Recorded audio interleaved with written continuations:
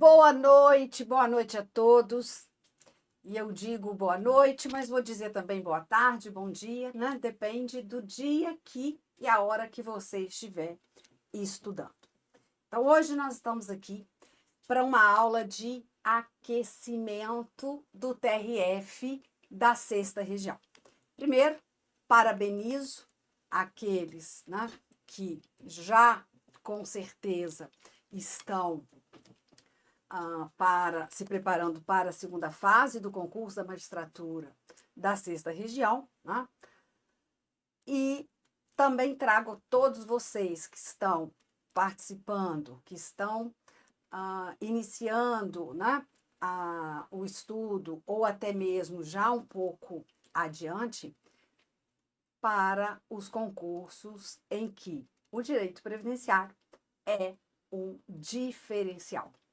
E em relação à magistratura federal, a gente sabe que o direito previdenciário, em todas as fases, a objetiva, a discursiva e principalmente a oral, né, ele tem um diferencial muito importante em razão da quantidade de ações que nós temos, ações previdenciárias, tramitando, né, nos tribunais. Então, o maior cliente, por exemplo, né, do Juizado Especial Federal é o INSS. Portanto, nada mais do que a gente tratar sobre os benefícios, né, e todos os outros temas que envolvem o direito da Seguridade Social.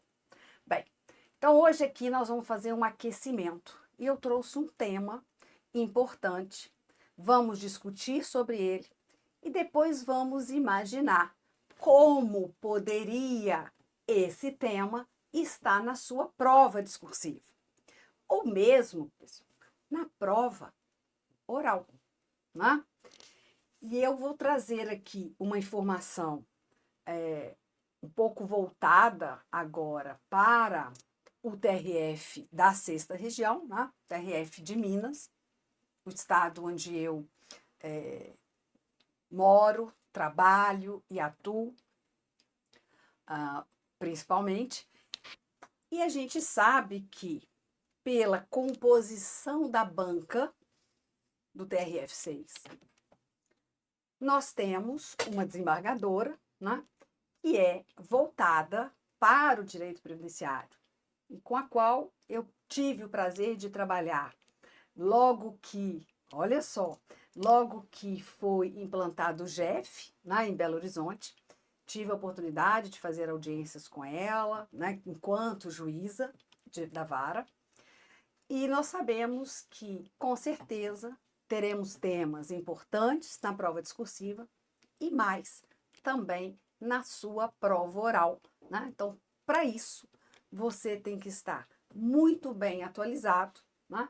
Muito bem convicto, tranquilo em relação aos temas, sabendo se manifestar acerca deles, envolvendo aí dentro do, hoje, por exemplo, dentro da questão de benefícios, todos os outros princípios, né, que alicerçam a Previdência e a Seguridade Social.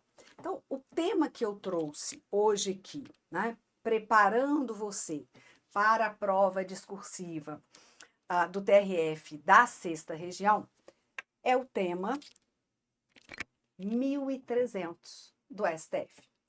Tema de repercussão geral, julgado pelo Supremo Tribunal Federal em 18 de dezembro de 2025, né, que ali fixou a tese da constitucionalidade da nova forma de cálculo da aposentadoria por incapacidade permanente. Bem, nós vamos trazer aqui todo o histórico dessa aposentadoria, né? Até entendermos como ficou o julgamento, em que base se deu o julgamento, né? Quais foram as premissas, as alegações que foram vencedoras. E aí depois a gente passa a discutir como que seria, né, numa prova discursiva essa situação. Então vamos lá. Aposentadoria por incapacidade permanente em relação ao tema 1300 do STF. Veja só. No caso da aposentadoria por incapacidade permanente, antes da reforma pela Emenda Constitucional 103 de 2019, ela era chamada de aposentadoria por invalidez. E vai continuar por muito tempo tendo aí a utilização, né, desse termo. Bem, antes da reforma de 2019, nós tínhamos que a aposentadoria por invalidez, independentemente da causa da incapacidade daquele segurado, a renda mensal inicial correspondia a 100% do salário de benefício. Então, se a data de início da incapacidade que levou à aposentadoria por incapacidade permanente for anterior a 13/11/2019, portanto, esse segurado ficou incapacitado permanentemente, né, antes da publicação da Emenda Constitucional 103. E aí não se discutia se a causa era decorrente de acidente de trabalho, qualquer acidente, doença do trabalho, doença profissional ou qualquer doença. Independentemente da causa dessa incapacidade, o segurado se aposentava com uma renda mensal inicial correspondente a 100%, né, do salário de benefício, que à época, vocês podem conferir, pela redação do artigo 29 da Lei 8.213, aquele salário de benefício era calculado pela média dos maiores salários de contribuição, correspondente a 80% do período contributivo. Veio a reforma e muda. 1. A forma de cálculo do salário de benefício. Sim, o salário de benefício que antes era calculado pela média aritmética simples dos maiores salários de contribuição, correspondente a 80% do período contributivo, ou seja, poderíamos descartar 20%, né, dos menores salários de contribuição naquele período básico de cálculo, passa então a ter o cálculo correspondente à média dos salários de contribuição, correspondente a 100% do período contributivo. Então, nós já tivemos essa alteração. Em relação à aposentadoria por incapacidade, né? E aqui eu demonstro para você a nova forma de cálculo do salário de benefício que vem no caput do artigo 26 da emenda, ou então no artigo 32 do decreto 3.048. Por quê? Não preciso necessariamente, em previdenciário, ficar estudando, né, aqueles artigos da emenda, porque em relação ao regime geral, nós já temos ali a regulamentação pelo decreto. Então, o artigo 32 é cópia do caput do artigo 26, mas voltado para o regime geral. Então, salário de benefício a ser utilizado para o cálculo dos benefícios de que trata este regulamento. Então, quer dizer, todos aqueles que são calculados pela técnica do salário de benefício. Tá? Consiste na média aritmética simples dos salários de contribuição, ou seja, não são dos maiores, correspondente, né, a 100% do período contributivo. Como que fica, então, a aposentadoria por incapacidade permanente? O artigo 26 da Emenda Constitucional vem tratar como se calcula a renda mensal inicial das aposentadorias. E, nesse caso, vai incluir a aposentadoria por incapacidade permanente, que passou com a reforma ter a sua renda mensal inicial calculada de forma diferenciada, tá? De forma diferenciada, se a incapacidade for decorrente de acidente de trabalho, doença profissional ou doença do trabalho. É redundante estes dois últimos, doença profissional e doença do trabalho, porque as doenças ocupacionais são acidentes do trabalho. Mas por que que eu falo? Porque a lei assim traz, o regulamento também, né? Então, nós não podemos deixar. Mas se você tiver numa prova oral e for questionado, pode até demonstrar um conhecimento ao examinador que a doença profissional e a doença do trabalho também são acidentes do trabalho. Então, para a Previdência, o que acontece? Para a Previdência Social, o termo acidentária, nos remete ao acidente de trabalho. E quem tem acidente de trabalho? Somente 4 tipos de segurados. Quem são? O empregado doméstico, que passou a ter esse direito, né, a partir de junho de 2015, o trabalhador avulso e o segurado especial. Segurado facultativo e segurado contribuinte individual tem possibilidade de ter a natureza da sua incapacidade ser considerada acidentária? Não. Por quê? Porque eles não estão no rol de segurados que sofrem acidente de trabalho. E onde eu posso perceber isso? No artigo 19 da Lei 8.213. Tá? Então, quem tem direito ou tem caracterizado a ocorrência com um acidente de trabalho, somente esses 4 segurados. Consequentemente, só terá direito a uma aposentadoria acidentária esses 4 segurados. Então, o acidentário para nós nos remete ao quê? Acidente do trabalho. Bem, a aposentadoria, então, por incapacidade permanente, ela vai ter 2 modalidades. Aquela acidentária, cuja incapacidade decorre de acidente de trabalho, e aí eu incluo os acidentes típicos, as doenças ocupacionais e aqueles acidentes por equiparação, né?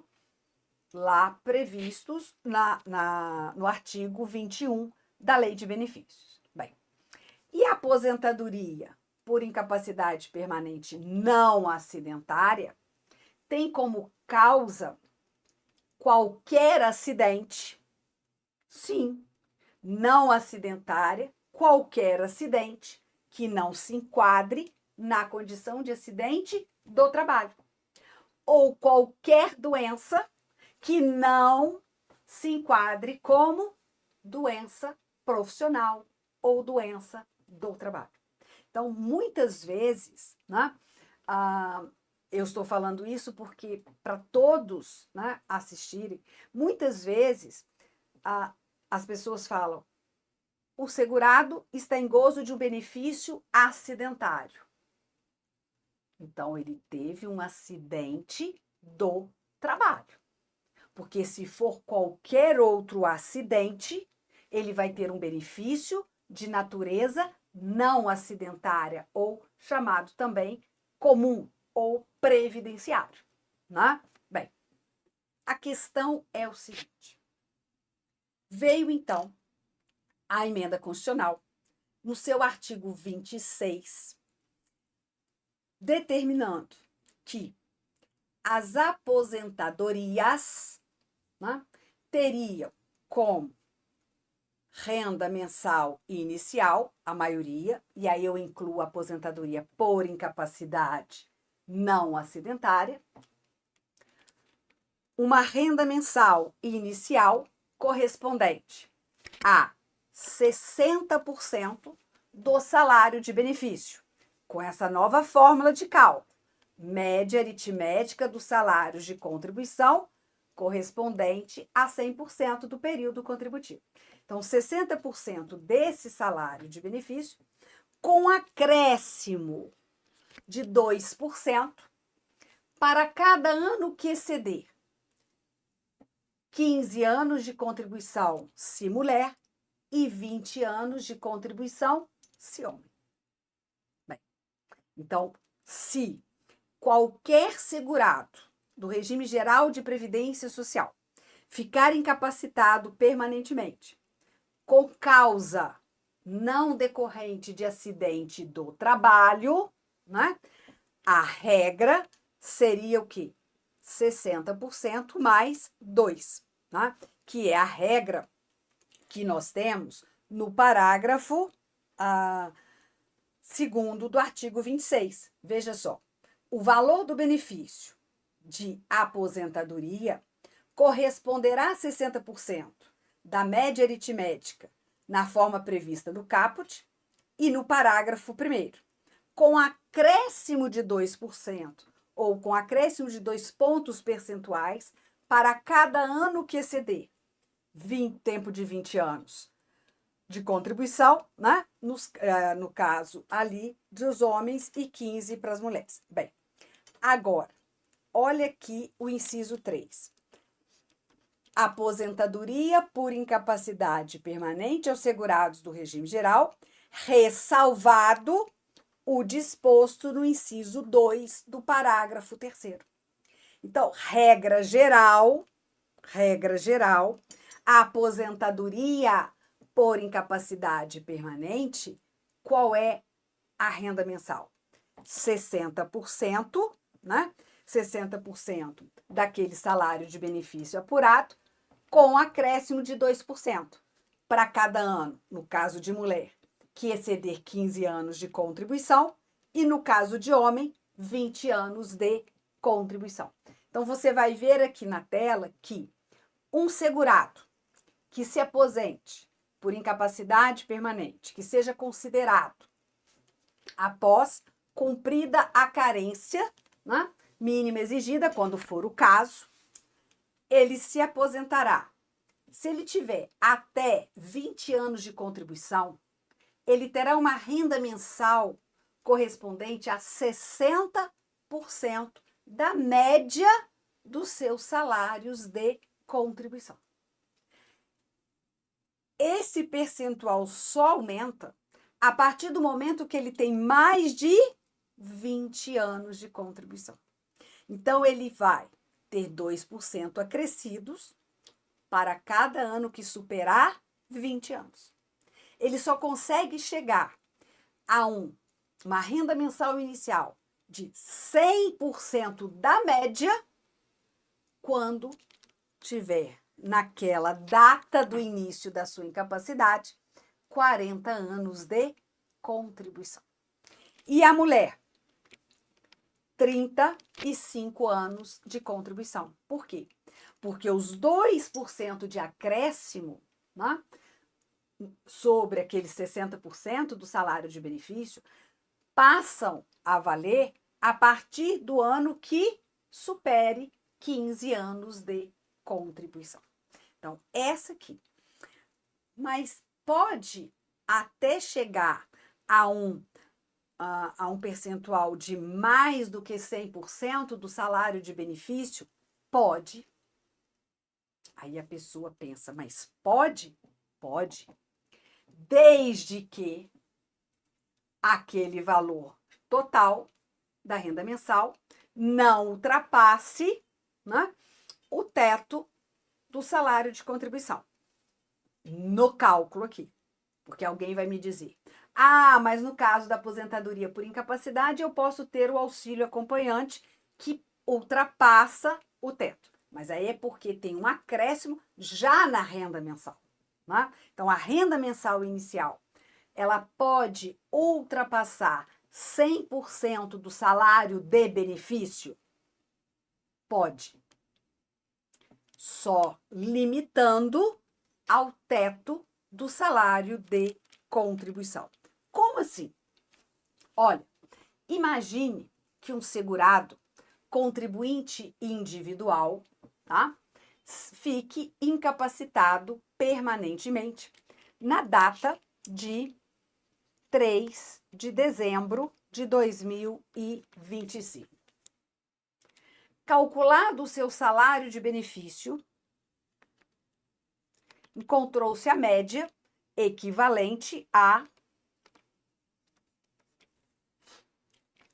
5.000 reais. Certo? Só que nesse dia, ele tinha 42 anos de contribuição. Poderia ter já se aposentado, mas imaginando essa situação. Então, o tempo de contribuição deste segurado seria de 42 anos de contribuição. Ora, se eu considerar a regra disposta lá no parágrafo 2º do artigo 26 da emenda, eu vou entender que a renda mensal inicial corresponde a 60% mais 2% para cada ano de contribuição que supera 20 anos. Como ele tem 42, são 22 vezes 2, 44. 44%. Então, a renda mensal inicial aqui vai corresponder a 104% do salário de benefício. 104% de 5.000 reais. Pode? Pode. Vai ser mais do que o seu salário de benefício. Mas não vai ser maior do que o teto do salário de contribuição. Isso é possível. Perfeito. Né? Eu não posso ultrapassar o teto máximo. Então, ele vai ter 104%. Bem, essa incapacidade é uma incapacidade não decorrente de acidente de trabalho, doença profissional ou doença do trabalho. Então, essa incapacidade permanente é a que vai estar lá no JEF. É a que vai estar numa das varas federais, né? Ou pode acontecer de ter uma ação, né, pela competência delegada numa vara estadual. Por quê? Porque aqui eu estou diante de uma ação, se fosse o caso, uma ação judicial contra o INSS, pleiteando a concessão de uma aposentadoria por incapacidade permanente, que no caso é não acidentária, não decorrente de acidente do trabalho, já que aquela que decorre de acidente do trabalho, né, nós sabemos que a competência para processar o julgamento da ação é absoluta da Justiça Estadual, certo? Bem, então aqui eu tenho a forma de cálculo da aposentadoria por incapacidade permanente não decorrente de acidente do trabalho, certo? Bem, diferentemente da aposentadoria por incapacidade acidentária, decorrente de acidente do trabalho, doença profissional ou doença do trabalho, porque esta permaneceu com a renda mensal inicial correspondente a 100% do salário de benefício. E aí começou a discussão. Antes da reforma, independentemente da causa, né, da natureza da incapacidade, a renda mensal inicial da aposentadoria era a mesma, 100% do salário de benefício. Veio a reforma e só mantém 100% do salário de benefício para aquela decorrente de acidente de trabalho. É aqui o questionamento que nós vamos tratar. Artigo 26 da Emenda Constitucional, parágrafo 3º, inciso 2. Veja só.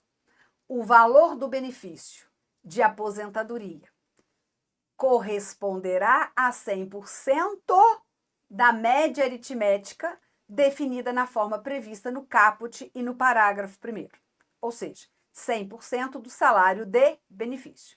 E olha aqui, no caso de aposentadoria por incapacidade permanente, quando decorrer de acidente de trabalho, doença profissional e de doença do trabalho, que na verdade ambas, né, são entendidas, consideradas pela própria lei de benefícios como acidentes de trabalho, certo? Então, aqui começa o questionamento que nos leva ao tema 1300 do STF. Bem, qual é a indignação dos segurados?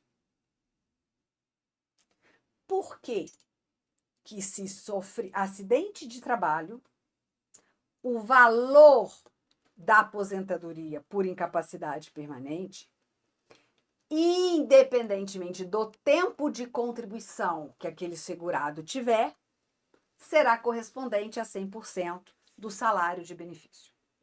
E aquele que sofre também por uma incapacidade permanente, mas que não decorra de acidente de trabalho, na maioria dos casos, vai corresponder a quê? A 60% daquele salário de benefício. Por que eu falei na maioria dos casos? Porque é pouco provável que alguém fique incapacitado permanentemente com mais de 20 ou 15 anos de contribuição, né? Então, e se tivesse ficado, isso é um outro tema que a gente vai falar mais adiante, seria até melhor que fosse aposentar, mesmo incapacitado, na programada. Tá? Então, quer dizer, na maioria dos casos, o que eu tenho é o quê? 60% do salário de benefício, só garantido aí o benefício de valor mínimo, né? Não podendo ser inferior ao salário mínimo. Bem, então esse foi o questionamento levado ao judiciário, que culmina, né, no tema, no reconhecimento de repercussão geral pelo STF, no tema 1300, e que termina o seu julgamento em 18 de dezembro de 2025.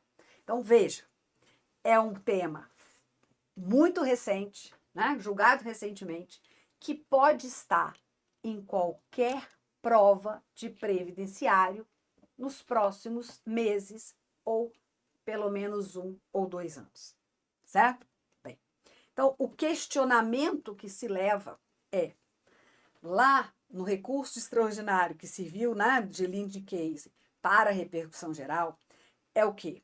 A incidência da forma de cálculo, exatamente da que nós falamos, do artigo 26, parágrafo 2º, inciso 3, da emenda constitucional, para o pagamento de benefícios previdenciários de aposentadoria por incapacidade permanente, decorrentes de doença grave, contagiosa ou incurável, quando requerido após a edição da emenda constitucional 103.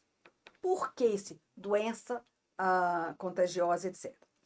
que essa mesma forma de cálculo, 100% para acidente em trabalho e 60 mais 2 para os outros casos, repercute na aposentadoria permanente do servidor público federal, com uma diferença só.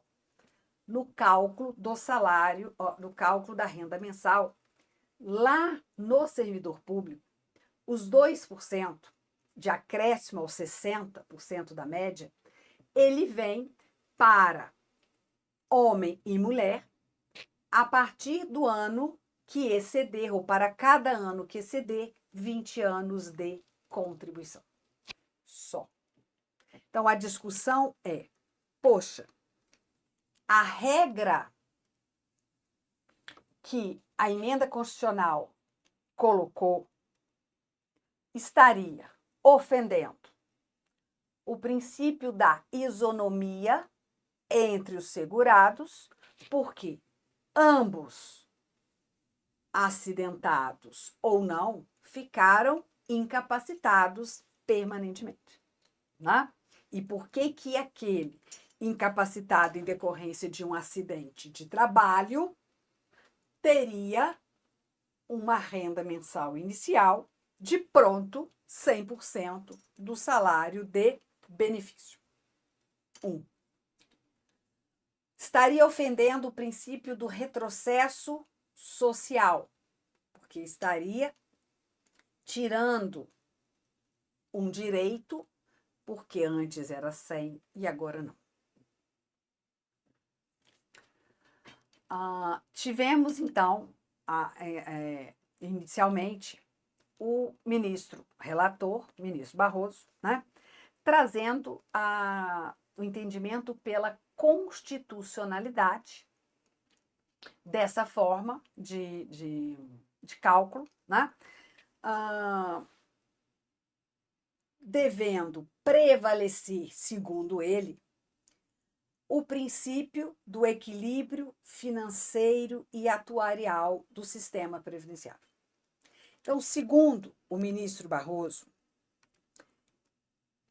a alteração, e eu vou colocar aqui na tela para vocês, a alteração promovida pela Emenda Constitucional 103, que estabelece esse cálculo de 60 mais 2, né? Seria uma medida necessária para que o sistema previdenciário se sustentasse. Segundo o ministro, não houve violação a cláusulas pétreas ou mesmo violação ao princípio da isonomia. Por quê? A diferenciação feita pela emenda entre aposentadoria por acidente de trabalho e por qualquer outro motivo, né, segundo ele, o relator, é uma escolha discricionária do legislador. Então, não essa escolha que o legislador constituinte derivado fez, né, não estaria ofendendo o princípio da isonomia. Porque o voto, né, do ministro entendeu o seguinte: olha, além desse benefício ser um benefício não programado, né, aposentadoria, ninguém se programa para ficar inválido, é um benefício que, quando há o acidente do trabalho, de alguma forma, houve ali como que eu vou dizer assim, entre aspas, uma culpa, uma omissão ou mesmo uma ação do empregador causando, né, aquele acidente. E, nos casos, esse empregador, ele já recolhe uma contribuição, que é o de seguro acidente do trabalho, que vai ser utilizada para financiar os benefícios de natureza acidentária. Então, ele tem aquele outro princípio, que é o princípio da preexistência da fonte de custeio, previsto lá no artigo 195, parágrafo 5º da Constituição Federal. Vocês podem conferir. Nenhum benefício ou serviço da Seguridade Social poderá ser criado, majorado ou estendido sem a correspondente fonte de custeio total. Inclusive, um dos argumentos, né, da Procuradoria-Geral Federal, representando aí o INSS, foi esse. No caso da aposentadoria acidentária, eu tenho uma fonte específica, que é a contribuição do SAT, pelo empregador na empresa, pelo empregador doméstico e também pelo segurado especial, quando vem a contribuir. Bem, então, esse foi o entendimento do ministro relator. Nós tivemos voto divergente e que foi bem divulgado, né? Eu já estou me preparando para a prova oral, bem divulgado, do ministro Flávio Dino, em que ele sustenta, né, que essa norma, essa diferenciação, seria inconstitucional, na medida que violaria a Convenção Internacional sobre os Direitos das Pessoas com Deficiência, né? Deficiência e incapacidade são conceitos distintos, mas ele traz nesse sentido, considerando irrazoável que uma incapacidade não decorrente de acidente de trabalho, né, tem um benefício calculado a partir de 60% do salário de benefício e a outra já tendo aí 100%, como uma medida discriminatória, né, diferenciando o valor da renda mensal apenas baseando na origem dessa incapacidade. Então, para o ministro Dino, que foi voto divergente do relator, né, não teria cabimento aplicar diferentemente, devendo, e propôs, inclusive, a fixação da tese de aplicar o 100% da média aritmética, né, das remunerações para todos os casos de aposentadoria por incapacidade permanente. E ele foi mais além. Ele disse, olha, do jeito que trouxe a emenda, seria melhor para o segurado continuar, se fosse o caso, com o benefício de auxílio por incapacidade temporária, que não traz essa diferenciação pela origem da incapacidade, recebendo 91% do salário de benefício. Porque se ele se aposenta, ele passa a ter aí no mínimo 60%. Né? Então, ele deixa isso bem claro. Mas o julgamento final, proferido em 18 de dezembro de 2025, a tese vencedora foi a tese do relator, né? A tese do ministro Barroso. Na época, eu fiz um posicionamento, né? Uma aula sobre o que seria melhor ficar em gozo de auxílio por incapacidade ou aposentadoria, demonstrando exatamente essas diferenças de cálculo, e, à época, o julgamento estava em 5-4 em favor do segurado. E ele vira 6-5, né, porque faltavam os votos do ministro Luiz Fux e do ministro Gilmar Mendes. Então, por 6-5, o tema 1.300 foi julgado. Eu colocar aqui, olha, o tribunal por maioria, e aí vocês podem anotar, né, por 6-5, o tema 1.300, com repercussão geral, decidiu, então, reformar o acordo lá do Paraná, né, julgando improcedente o pedido inicial e julgando prejudicados os embargos de declaração contra o acórdão que reconheceu a repercussão geral e, especificamente, fixando a tese. É constitucional o pagamento do benefício de aposentadoria por incapacidade permanente nos termos fixados pelo artigo 26, parágrafo 2º, inciso 3 da Emenda Constitucional 103 de 2019, para os casos em que a incapacidade para o trabalho seja constatada posteriormente à reforma da Previdência. Então, neste caso, né, está pacificado, né?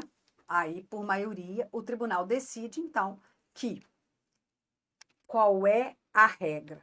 A regra foi validada, né? Foi validada pelo Supremo Tribunal Federal. Então, quem vai se aposentar por incapacidade em razão de um acidente de trabalho, uma doença profissional, uma doença do trabalho, que somente contemplam empregado, trabalhador avulso, empregado doméstico e segurado especial, esses têm de pronto, independentemente do tempo de contribuição, tá? Do tempo de contribuição, a renda mensal inicial correspondente a 100% do salário de benefício. E os demais, todos os demais segurados, então todos os 6 segurados do regime geral. Por que eu digo 6? Empregados, trabalhadores avulsos, empregados domésticos, contribuintes individuais, segurados especiais e os segurados facultativos, né? Todos eles vão ter aposentadoria por incapacidade permanente não acidentária, com renda mensal inicial correspondente a 60% do salário de benefício, com acréscimo de 2 pontos percentuais para cada ano que exceder 20 anos de contribuição se homem e 15 anos de contribuição se mulher. Então, ficou validada essa diferenciação na renda mensal inicial, né, da aposentadoria por incapacidade permanente. E mais, na aposentadoria por incapacidade permanente, não foi uma coisa discutida no tema 1300. Eu estou trazendo aqui para você, tá? Apesar de ter renda mensal inicial correspondente a 60% do SB mais 2%, né? Não há possibilidade de descartar contribuições que trariam benefício com valor menor. Coisas que acontece, que é possível na aposentadoria programada, que tem a mesma fonte de cálculo. Eu vou explicar. Imagine o seguinte: na aposentadoria programada, nós temos renda mensal inicial correspondente a 60% do salário de benefício, mais 2% para cada ano que ultrapassar 20 anos de contribuição, se homem, 15 de mulher.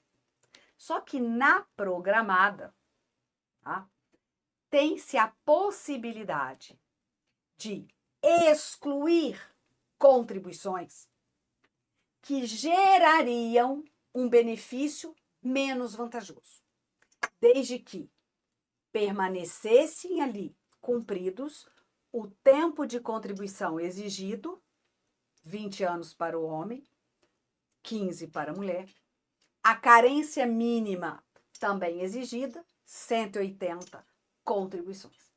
Na aposentadoria por incapacidade permanente, não tem essa possibilidade de excluir determinadas contribuições. Porque não existe tempo mínimo de contribuição, né? Pode até existir carência, regra geral, 12 contribuições, mas não exige tempo mínimo.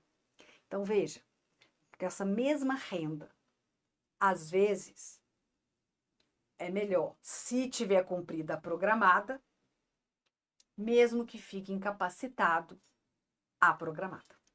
Porque ela ainda dá possibilidade para o segurado de tirar contribuições que diminuiriam ainda mais o valor do seu benefício.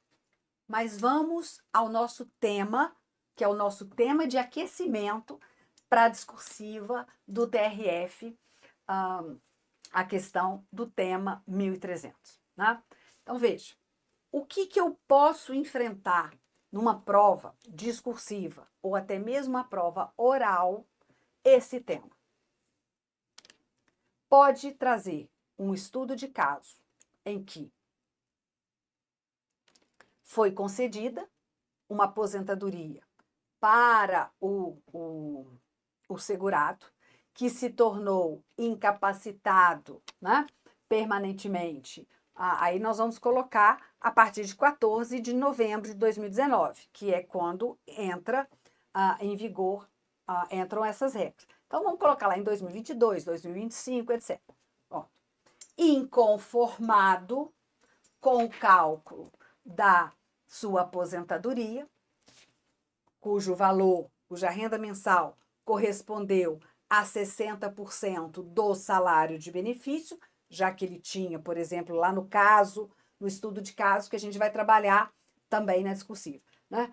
Ele tinha 5 anos de contribuição, inconformado com o cálculo e conhecedor de que se fosse aposentado por incapacidade decorrente de acidente de trabalho, seria de 100% do salário de benefício, inconformado com essa diferenciação, né, de atendimento da Previdência em razão apenas da origem da incapacidade, requer que o seu benefício seja revisto, declarado incidentalmente, no caso, né? Lógico que depois da repercussão geral, mas assim, o estudo declarasse incidentalmente a inconstitucionalidade do artigo da emenda e fosse concedido o benefício com renda mensal equivalente a 100% do salário de benefício. Vamos imaginar essa situação. Bem, o que você vai responder? Aí você vai redigir. E como a gente redige?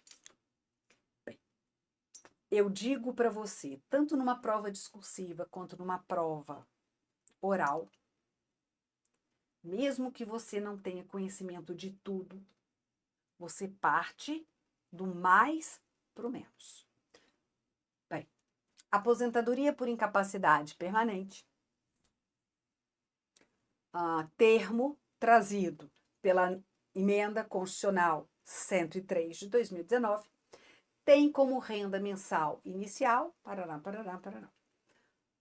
O tema, a discussão, a alegação do autor está em dissonância com o que já julgado pelo Supremo Tribunal Federal no tema 1300, com repercussão geral, né?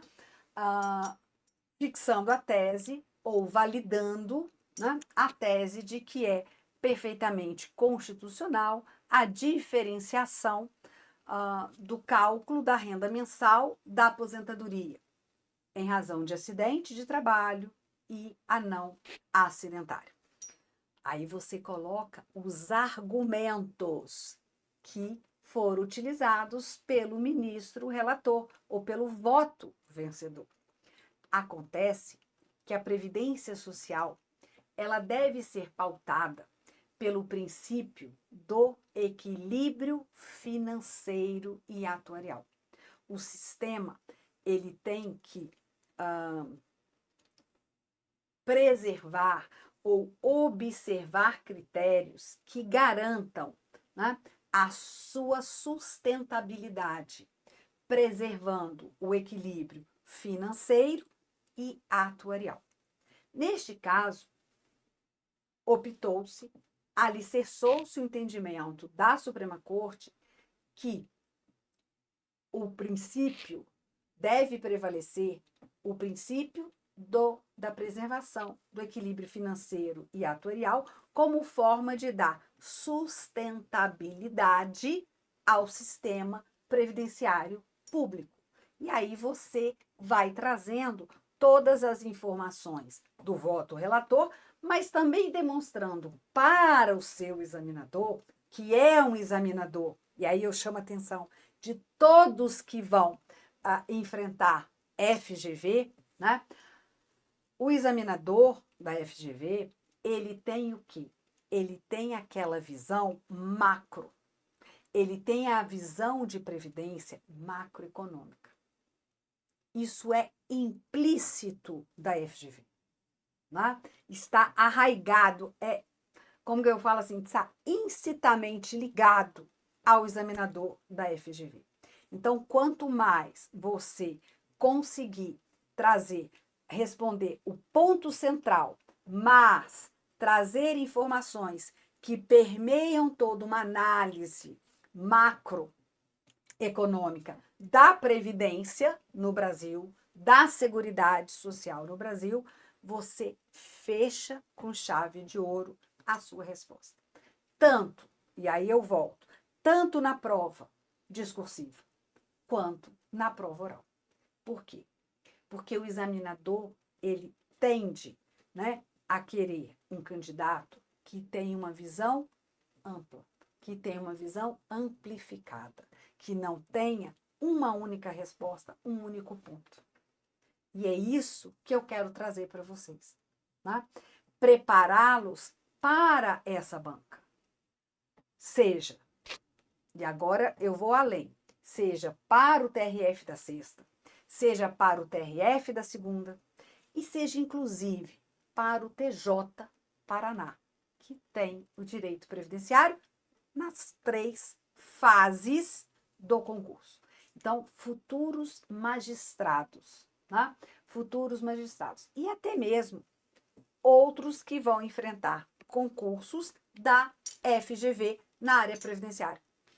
Fiquem atentos a essa análise da banca. Então, eu preciso, sim, demonstrar o meu conhecimento. Eu preciso, sim, demonstrar profundamente o que eu entendo, o que está me perguntando. Eu, como magistrado, como vou decidir? Mas eu também tenho que demonstrar mais conhecimento. Isso na discursiva, isso na oral, vai fazer toda a diferença para vocês. Ah, mas na oral é o desembargador, né?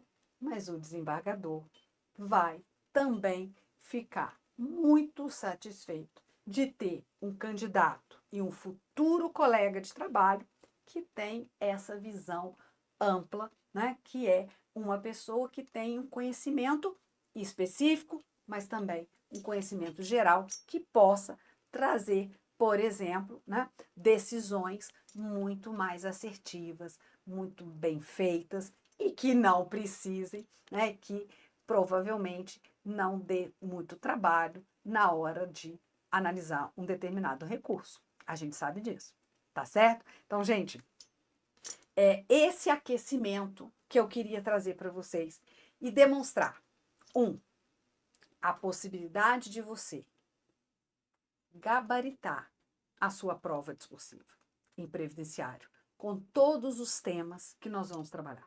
Todos. Tá? Com isso, vão estar também preparados para a oral, que será a sua próxima fase, e eu vou ficar muito satisfeita, né, de tê-lo aí, de vê-los na última fase em termos de demonstração de conhecimento e como futuro magistrado.